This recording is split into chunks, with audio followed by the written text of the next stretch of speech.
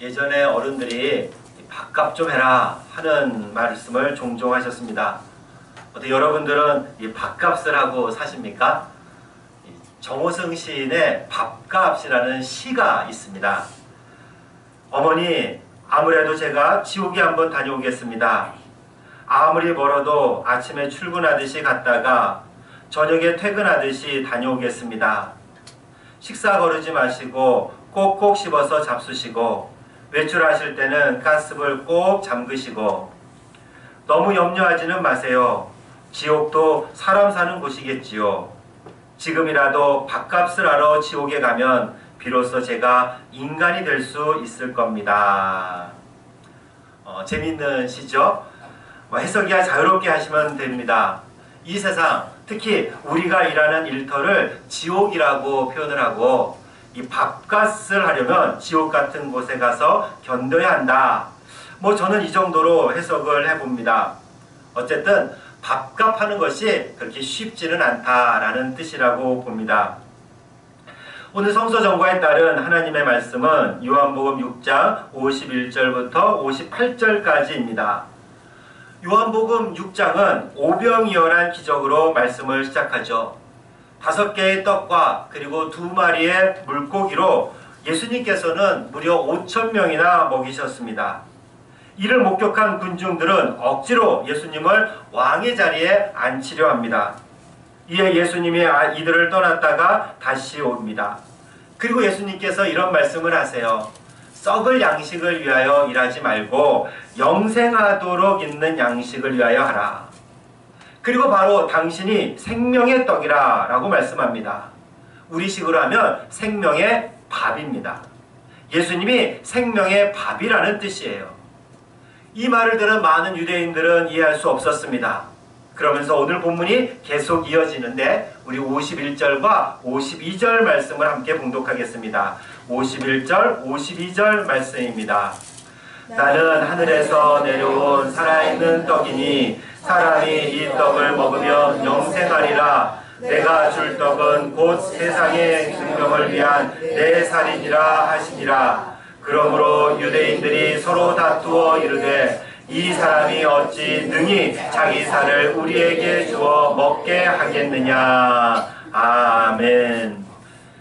예수님은 당신이 바로 하늘에서 내려온 살아있는 떡이고 그리고 이 떡을 먹으면 영생한다고 말씀합니다. 예수님이 생명의 밥이기 때문이죠.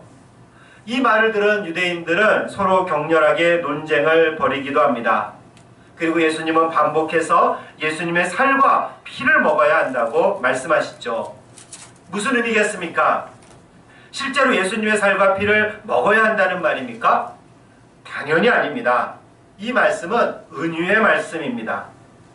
53절과 54절 말씀을 함께 봉독하겠습니다. 53절, 54절 말씀입니다. 예수께서 이르시되 내가 진실로 진실로 너희에게 이르노니 인자의 살을 먹지 아니하고 인자의 피를 마시지 아니하면 너희 속에 생명이 없느니라. 내 살을 먹고 내 피를 마시는 자는 영생을 가졌고 마지막 날에 내가 그를 다시 살리리니. 아멘. 아니 어떻게 예수님의 살과 예수님의 피를 먹는단 말입니까? 초기 기독교 공동체를 공격한 악의적인 말 중에 하나가 바로 이 말이었습니다. 예수님의 십자가와 죽음과 부활을 경험한 제자들은 오늘 이 말씀과 또 최후의 만찬 자리에서 하신 예수님의 말씀을 기초로 모일 때마다 성찬을 나누었습니다. 이들이 모여서 예배를 드릴 때 성찬식을 거행했는데 빵과 포도주를 예수님의 살이다, 예수님의 피다 하면서 먹었습니다. 지금도 저희들이 성찬을 할 때 그렇게 말씀을 드리죠. 그런데 기독교를 반대하고 박해하던 자들이 소위 말해서 이 가짜 뉴스를 만들어 퍼뜨렸습니다. 기독교인들은 식인종이다, 아이들을 죽이고 그 시신을 먹는다 하면서 공격을 했습니다. 전혀 아닌데 말이죠. 더욱이 당시에 기독교인으로 밝혀지면 박해를 받기에 예배를 비밀리에 드릴 수밖에 없어서 이 가짜 뉴스는 매우 효과적이었습니다. 예나 지금이나 가짜 뉴스를 만들고 배포하는 자들은 아주 나쁜 사람들이죠. 그럼 예수님의 살과 피를 먹는다라는 것이 무슨 의미겠습니까? 그 전에 하나 더 말씀을 드려야 되는데, 예수님의 입장에서 생각해 보시기 바랍니다. 우리가 먹는 음식은 어떤 과정을 거칩니까? 소나 양들을 한번 생각해 보십시오. 우선 죽여야 합니다. 칼로 살을 찌르고 또 찢기고 피를 흘려야 합니다. 이런 과정을 거쳐야 비로소 우리 식탁에 그 동물들이 오를 수 있고 우리가 먹을 수 있습니다. 예수님께서 당신의 살과 피를 먹으라 했을 때 바로 이런 과정을 염두에 두신 말씀입니다. 예수님은 자신의 살을 내어주시고 피를 흘리실 겁니다. 몸이 갈기갈기 찢기고 칼과 창으로 상처를 받고 피를 쏟아내실 겁니다. 십자가에서 처참하게 죽으실 거예요. 그렇다고 해서 그렇게 돌아가신 예수님의 시체를 우리가 먹는다는 뜻은 결코 아닙니다. 그런 일은 있을 수가 없습니다. 그럼 예수님의 살과 피를 먹는다는 것이 무엇이겠습니까? 그 살과 피를 먹어 영생을 얻는다고 했는데 도대체 어떻게 먹어야 우리가 영생을 얻을 수 있을까요? 바로 예수님을 믿는다라는 뜻입니다. 예수님이 우리를 위해 우리를 대신하여 십자가에서 죽으시고 사흘 만에 부활하셨다는 것을 믿는 겁니다. 예수님이 우리를 구원하시기 위해 몸이 찢기시고 피를 흘리셨다는 것을 믿는 겁니다. 예수님이 하나님이시고 그리스도임을 믿는 거죠. 그리스도는 메시아라고도 하는데 구원자라는 뜻입니다. 예수님이 우리의 구원자다라는 것을 믿어야 합니다. 바로 이 믿음이 예수님의 살과 피를 먹는다는 뜻이에요. 믿음으로 의롭게 되고 믿음으로 구원받기 때문입니다. 우리는 믿음으로 영생을 얻기 때문이죠. 이 사실을 잊지 않기 위해서 정기적으로 성만찬을 거행합니다. 성만찬을 하면서 이렇게 말씀드립니다. 빵을 떼면서 예수님의 몸입니다. 그리고 포도주를 부으면서 예수님의 피입니다 라고 말씀합니다. 우리를 위해서 그렇게 몸이 찢기시고 피를 흘리신 예수님을 기억하고 기념하기 위해서입니다. 성찬식은 예수님이 우리를 살리기 위해서 어떤 일을 하셨는지 눈으로 보여주는 예식이라 할 수 있지요. 현대 대부분의 개신교 교회에서는 성찬을 매주 하지는 않습니다. 대신 말씀 중심으로 예배를 드리죠. 할 수 있다면 그래서 우리는 성찬식을 매주 자주 하는 것이 좋습니다.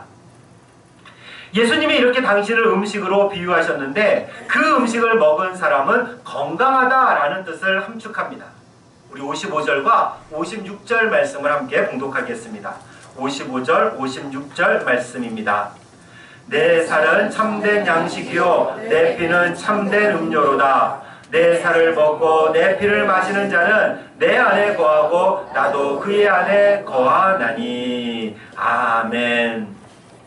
모든 먹거리, 음식이 다 좋은 것은 아닙니다. 고기도 그렇죠.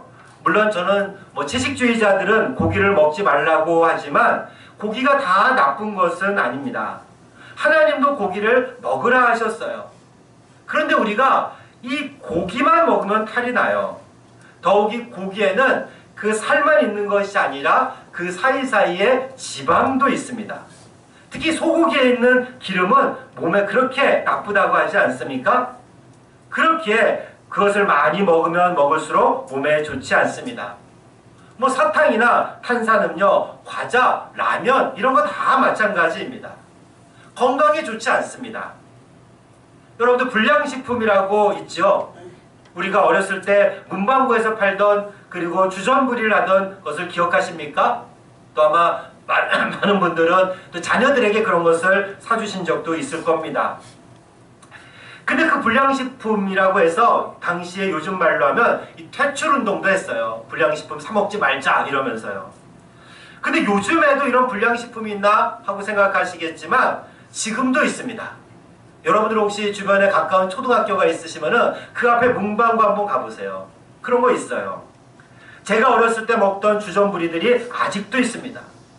우리 아이들도 너무 좋아해요. 사 먹지 말라고 해도 막을 수가 없습니다. 그런데 부모들이 그 음식을 먹지 말라고 하는 이유가 무엇이겠습니까?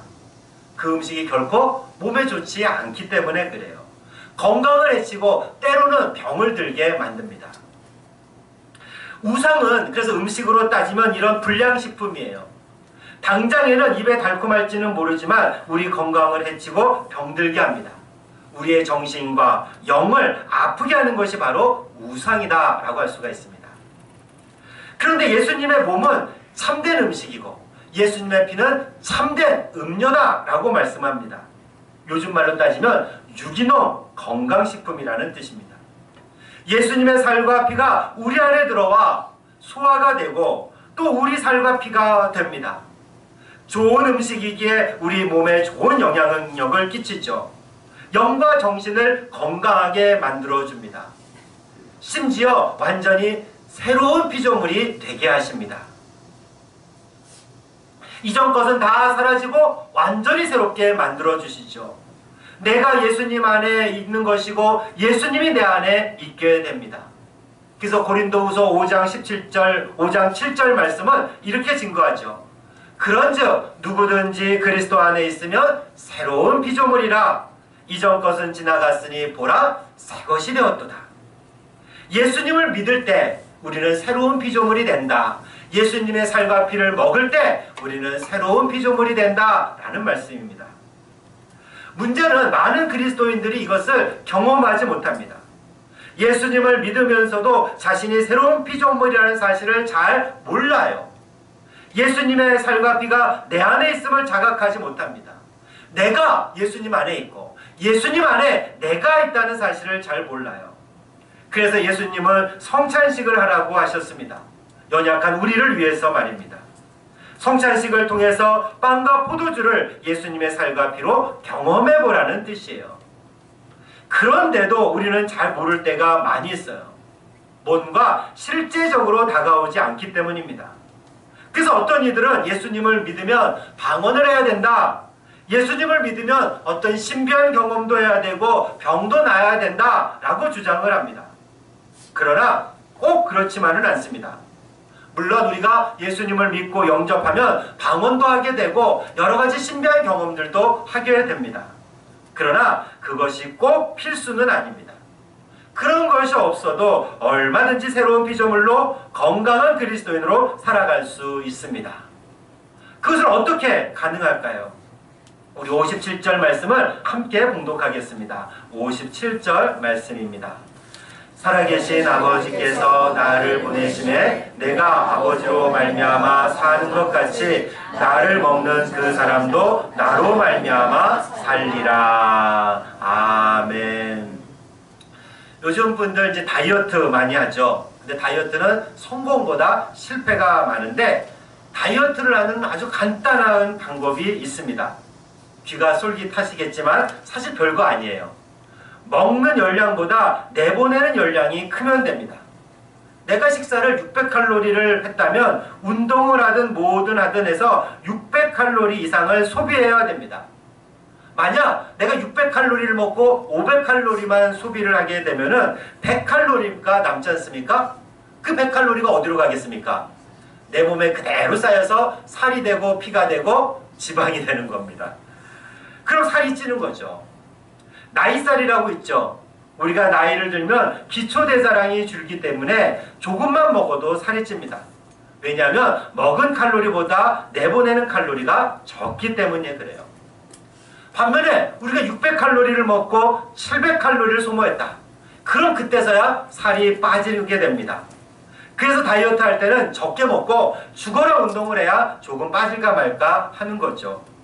잘 먹었으면 그렇게 해서 그리고 잘 먹었다고 한다면은 그렇게 생긴 힘을 이렇게 써야 됩니다. 그렇게 하지 않으면 살이 찌고 건강이 나빠지죠. 그리고 그것이 비만이 될 수도 있습니다. 예수님이 당신을 떡, 즉 밥으로 묘사하고 그것을 먹으라 하셨습니다. 근데 그것을 먹기만 하고 그로 인해 생긴 힘을 쓰지 않으면 쌓이게 돼요. 근데 그렇게 쌓인 힘이 좋게 쓰이느냐? 그렇지 않을 때가 많다는 겁니다. 일종의 영적 비만이 되는 거예요. 어떤 사람이겠습니까? 예수님을 믿기는 믿지만 그 믿음을 이 세상에서 드러내지 못하는 사람입니다. 주일에 예배를 드리지만, 그래서 주일에 예배를 드리면서 하나님으로부터 오는 그런 힘을 공급받지만 일주일간의 삶은 예수님과 전혀 상관없는 분들이 간혹 있어요. 주일에 좋은 말씀을 듣지만, 때로 은혜도 받지만 그냥 받기만 합니다. 당연히 새로운 피조물임을 자각하지 못하고 내 안에 예수님이 있다는 사실도, 예수님 안에 내가 있다는 사실도 모릅니다. 경험하지 못해요. 자신도 모르는 사이에 영적 비만이 되어가는 겁니다. 57절에서 예수님은 이렇게 말씀하십니다. 나를 먹는 그 사람도 나로 말미암아 살리라. 예수님으로 인해 산다는 뜻입니다. 예수님의 힘과 예수님 때문에 살 수 있다는 말입니다. 동시에 그렇게 살아가야 한다는 의미예요. 그래야 우리가 영적 비만에 걸리지 않고 건강하게 되기 때문이죠. 한편 밥을 먹고 생긴 힘을 잘못 쓰는 사람도 있습니다. 우리가 가끔 이런 말 쓰죠. 밥은 먹고 다니냐? 그런 말 있죠. 이 말이 살인의 추억이란 영화에서 쓰인 후에 크게 유행합니다. 저는 그 영화를 못 봤는데 송강호란 배우가 살인범에게 한 말이에요. 너 밥은 먹고 다니냐? 비싼 밥 먹고 왜 쓸데없는 일에 힘을 쓰냐? 라는 의미예요. 힘이 있다고 아무 데서나 힘 자랑하고 다른 사람을 아프게 하고 다치게 하고 심지어 죽이기까지 한다면 그게 조폭입니다. 깡패예요. 살인자입니다. 갑질이라고 있죠. 자신이 가진 힘으로 연약한 자들을 착취하는 것이 갑질입니다. 자기보다 약한 자를 무시하고 괴롭히면 그게 갑질이에요. 자기가 가진 힘을 잘못 쓰는 겁니다. 사회 곳곳에서 일어나는 일이고 당연히 정치인들도 빠지지 않습니다. 자신의 지위를 이용하여 성범죄를 저지르기도 하죠. 또 안타깝지만 교계에서도 이런 일이 비일비재합니다. 담임 목사가 가지고 있는 막강한 권력을 이용하여 부교역자를 못살게 구는 목사도 있어요. 감사하게도 저는 그런 경험을 안 해봤지만 심지어 담임 목사에게 조인트, 즉 정강이를 걷어차이는 게 있는데 그런 경험이 있는 교역자들도 있습니다. 인격적으로 모욕을 당하는 부교역자들도 많이 있죠. 우리 교회는 당연히 그런 일 없습니다. 없지요? 대답을 강요하는 것 같아서 그런데 뿐만 아닙니다. 이게 교회가 크면요 밖에서도 그 힘을 잘못 쓸 때가 많이 있어요. 교회들이 서로 모여서 초교파 연합기관이라 만들어 놓고 그것을 통해 이익단체처럼 행동하기도 합니다. 정부가 이런저런 요구를 들어주지 않으면 시위하겠다고 위협을 강해요. 명성교회 사태도 마찬가지입니다. 지난번에도 말씀드렸지만 어떤 목사님이 완전히 조폭 같다고 말씀하세요. 명성교회가 뿌리는 돈이 엄청 많이 있습니다. 그거 받으려고 쫓아다니는 목사님들, 장로님들 많이 있어요. 그거 받아먹은 목사님, 장로님들 정말 많습니다.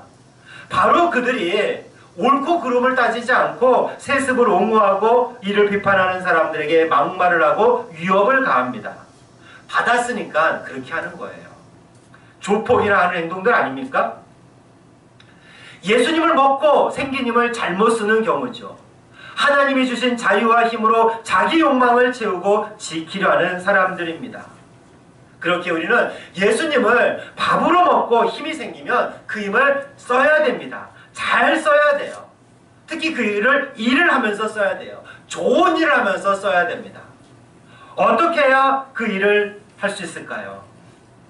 우선 우리가 시간을 따로 떼어서 외부에서 봉사와 같은 선한 일을 하는 것도 중요하죠. 우리가 바퍼 같은 곳에 가서 설거지도 하고 여러 기관에 가서 봉사하는 것은 참 좋은 일입니다. 또 생활 정치에 참여하여 마을에서 이런저런 일을 하는 것도 좋습니다. 대규모로 열리는 정치 집회에 참여해도 좋습니다. 저는 저와 정치 신념이 다르더라도 평화로운 집회라면 참여하는 것이 좋다고 생각을 합니다.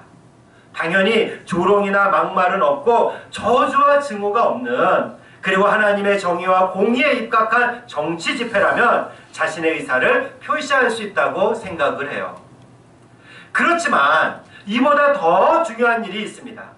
우리가 정말 힘써야 하는 일은 현재 내가 하고 있는 일입니다. 직장에 다니시는 분들, 또 가정에서 전업주부로 하고 있는 분들, 학생으로 공부하는 분들, 우리들이 있는 바로 그곳에서 힘을 써야 돼요. 예수님을 먹고 생긴 힘을 사용해야 됩니다. 예수님의 힘으로 살아내야 돼요. 어떻게 합니까? 단순히 착하고 정직하게 사는 것을 말하지 않습니다. 전도하는 것을 말하지도 않아요. 신우회를 조직하거나 기도회를 만드는 것도 아닙니다. 물론 이 모든 것이 다 중요하고 우리가 해야 할 일이에요. 기독교인이라면 착하고 또 정직하게, 그리고 전도도 힘써야 하고, 우리가 있는 곳에서 신우회와 기도회를 조직해서 믿는 사람들과 함께하며 전도에 힘써야 됩니다. 그러나 무엇보다 우리가 지금 하는 일, 특히 직업에 집중해야 돼요. 이 일은 하나님이 우리에게 돈을 벌어 먹고 살라고 주신 일이기도 합니다. 그래서 때론 그 일을 통해 보람을 얻기도 하죠. 물론 밖으로 우리가 직장에 다니지 않더라도 가정주부와 같은 일은 직접적으로 돈을 벌지 않지만 밖에서 하는 일만큼, 아니 그보다 더 중요한 일입니다. 그러나 이런 일들, 직장이건 가정에서 하는 이 모든 일들뿐만이 아니라 더 중요하고 근본적인 것은 그 일을 통해서 하나님 나라를 드러내고 하나님 나라를 증거하는 일이에요. 이것은 우리가 정직하고 전도하고 신우회를 포함해서 그것을 넘어서는 일이라 할 수가 있죠. 사랑하는 여러분, 우리가 하는 일을 통해 하나님 나라가 드러나고 있습니까? 그 일을 통해 하나님 나라를 증거하고 있습니까? 그게 바로 우리의 사명인 줄 믿으시기 바랍니다. 너무 추상적이라 생각할 수도 있어요. 그러나 여러분, 정말 한번 진지하게 고민해 보시기 바랍니다. 물론 정답은 없어요. 꼭 이렇게 해야 된다, 그래야 하나님 나라를 드러낸다 라고 말할 수는 없습니다. 그러나 어떻게 해야 내가 하는 일을 통해 하나님 나라를 증거할 수 있을까? 어떻게 해야 예수님을 먹은 힘을 제대로 사용할 수 있을까? 직장에서건 가정에서건 학교에서건 교회에서 말입니다. 저도 마찬가지죠. 바퍼사역을 하는 다일 공동체를 아시죠? 최일도 목사님이 시작을 하셨는데 일종의 무료 급식소입니다. 그러나 실제로는 돈을 받아요. 10원이나 100원 정도 이렇게 받습니다. 이곳에서, 그런데 그분들이 이제 식사를 마치고 돌아가시면 그 봉사자들이 함께 모여서 이제 정리하고 식사를 또 같이 합니다. 근데 그때 하는 기도문이 있는데 그 기도문의 제목이 진지기도문이에요. 진지기도문. 한번 읽어드릴게, 들어보십시오. 한 방울의 물에도 천지의 은혜가 스며들고 한 톨의 곡식에도 만인의 땀이 담겨 있습니다. 이 땅에 밥으로 오셔서 우리의 밥이 되어 우리를 살리신 예수 그리스도를 본받아 우리도 이 밥 먹고 밥이 되어 다양성 안에서 일치를 추구하는 삶을 살겠습니다. 밥상을 베푸신 하나님 은혜에 감사드리며 맑은 마음, 밝은 얼굴, 바른 믿음, 바른 삶으로 이웃을 살리는 삶이기를 다짐하며 감사의 진지를 들겠습니다. 예수님의 이름으로 기도합니다. 아멘. 최일도 목사님은 이 예수님이라는 밥을 먹고 자신도 밥이 되어야 되겠다라고 말합니다. 그리고 다양성 안에서 일치를 이루는 삶을 살겠다고 다짐을 하죠. 이것은 바로 그분의 사명입니다. 이것이 그분이 밥값을 하는 방법이에요. 사랑하는 여러분, 우리의 밥값이 무엇입니까? 생명의 밥으로 오신 예수님이 우리에게 밥이 되어 주셨어요. 그리고 우리가 그 밥을 먹고 영생을 얻게 되었습니다. 이렇게 어떻게 이 밥값을 하시겠습니까? 그 밥값하는 것이 바로 우리의 사명입니다. 그 사명을 다해 밥값을 하여 하나님 나라를 드러내는 여러분과 제가 되기를 주님의 이름으로 축원합니다.